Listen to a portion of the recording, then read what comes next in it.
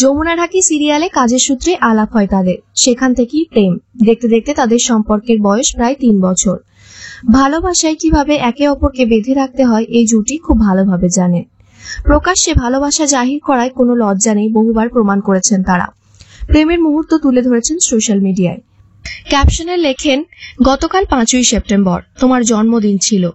আজ তোমাকে বিশেষ কিছু বলতে চাই।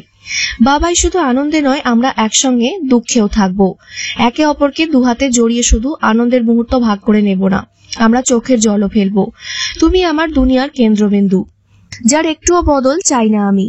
তোমার সঙ্গে কাটানো প্রতিটা মুহূর্তের জন্য আমি কৃতজ্ঞ। আমাদের ভালোবাসার ভিত মজবুত এবং চিরন্তন।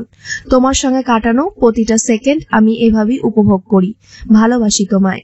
সে তার এই পোস্টে রুবেল কমেন্ট করেন, তুমি একমাত্র যে জানো কঠিন সময়েও আমাকে কিভাবে খুশি রাখতে হয়।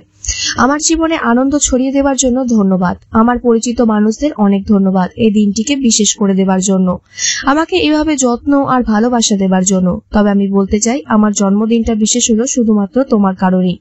তোমাকে খুব ভালোবাসি মাম্মা।